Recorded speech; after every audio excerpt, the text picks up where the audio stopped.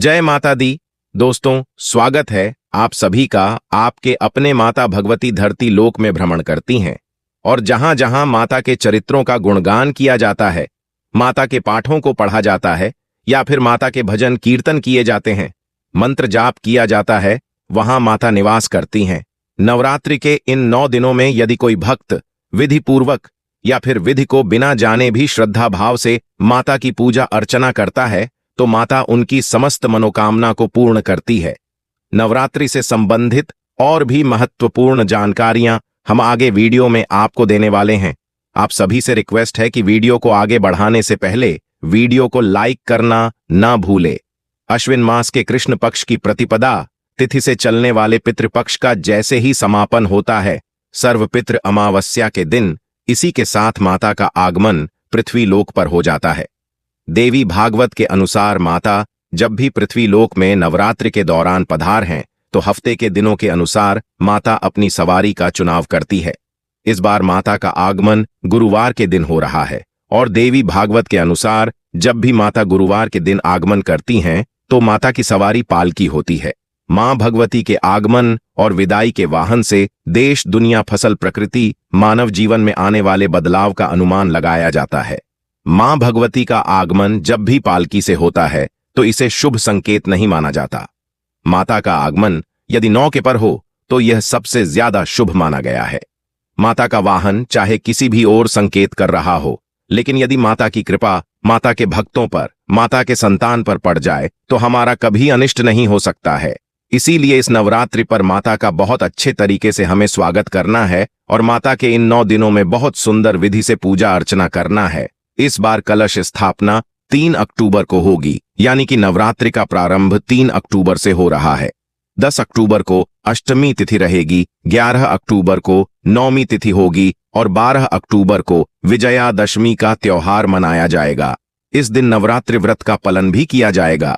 नवरात्रि आरंभ होने से पहले, क्योंकि अब भी पितृपक्ष चल रहा है, तो कई लोगों के मन में यह दुविधा होगी कि पितृपक्ष के दौरान क्या नवरात्रि की शॉपिंग यानी कि खरीदारी की जा सकती है या नहीं।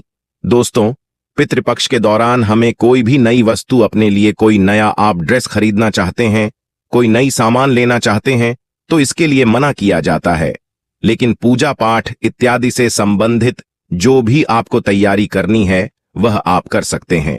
नवरात्रि में जो छोटी मोटी तैयारियां होती है, जैसे आपको माता के लिए चुनरी लेना है, कलश लेना है, कोई फोटो खरीदनी है, आपको माता रानी की चौकी लेना है आपको, तो यह सारे कार्य आप अमावस्या वाले दिन पूर्ण कर लें, ताकि अगले दिन, क्योंकि नवरात्रि में कलश स्थापना में काफी समय लगता है और कलश स्थापना हमेशा शुभ मुहूर्त में ही करना चाहिए, तो आपका कलश स्थापना सही मुहूर्त में हो, इसलिए आप एक दिन पहले ही बहुत अच्छे से तैयारी कर लें।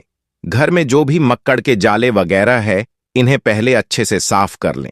घर का जो मंदिर है जहां पर आप माता रानी की चौकी बिछाएंगे, इस स्थान को सुंदर से साफ करके गंगा जल छिड़क के यहां पर जो भी आसन आपको बिछाना है वो आसन लगा दीजिए। माता के जो मंदिर है उसे आप सुंदर से फूल, लाइट वगैरह से आप पहले से एक दिन पहले सजा कर रख लें। मिट्टी का कलश यदि आप बैठाने वाले हैं, यानी कि कलश स्थापना करने वाले और मिट्टी का कलश प्रयोग कर रहे हैं, तो पहले ही इसमें पानी डालकर चेक कर लीजिएगा कि कहीं से पानी तो नहीं निकल रहा है, जल का रिसाव तो नहीं हो रहा है। नवरात्रि के इन 9 दिनों में आप एकदम नियम बना लें कि रोज सुबह सुबह जल्दी उठेंगे। देखिए, प्रतिदिन आप नहीं कर सकते हैं, तो नवरात्रि के इन 9 दिनों में आप हमेशा ध्यान रखें कि यदि आप नवरात्रि की पूजा करना चाहते हैं और नियम पूर्वक करना चाहते हैं तो नवरात्रि के इन 9 दिनों में सुबह सुबह उठ जाइए। घर के सारे खिड़की दरवाजे खोल दीजिए ताकि घर की जो भी नेगेटिविटी है वह बाहर चली जाए। रात भर में जो घर के अंदर जो उमस पैदा होती है वह सब बाहर निकल जाए। घर की सुंदर से साफ सफाई कीजिए। घर के मुख्य द्वार पर नवरात्रि के पहले ही दिन आप तोरण लगा दीजिए और इन 9 दिनों में यदि वह तोरण सूख जाता है तो इसे आप बदलकर दूसरा तोरण भी लगा सकते हैं। पहले दिन ही घर के मुख्य द्वार पर दरवाजे के दोनों साइड में स्वस्तिक का निर्माण करें। एक तरफ हल्दी से स्वास्तिक बनाएं, दूसरे तरफ आप कुमकुम से स्वास्तिक बना दें। प्रतिदिन हो सके तो घर के मुख्य द्वार पर, हो सके तो रंगोली बनाएं। नवरात्रि के इन 9 दिनों में खान पान का विशेष ध्यान रखना है।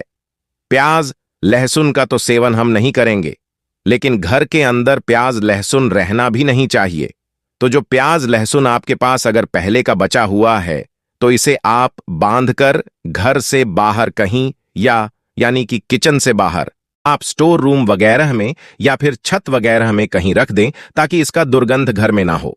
यदि आप फ्रिज में अंडे वगैरह रखते हैं तो इसे भी आप निकाल दें। इन 9 दिनों में आपको ध्यान रखना है कि कहीं भी घर में झूठे बर्तन इधर उधर पड़े हुए ना हो। रात को भी आपको झूठे बर्तन रखकर नहीं सोने हैं।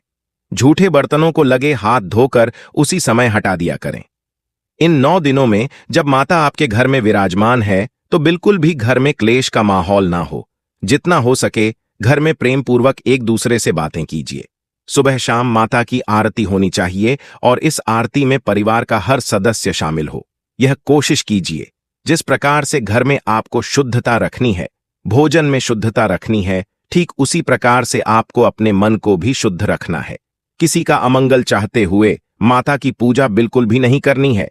केवल आपके जीवन में जो भी समस्याएं चल रही हैं, उन समस्याओं के निवारण के लिए माता से प्रार्थना करें, लेकिन किसी का अहित बिल्कुल भी नहीं चाहना है। किसी के बुरे के लिए माता से प्रार्थना नहीं करना है।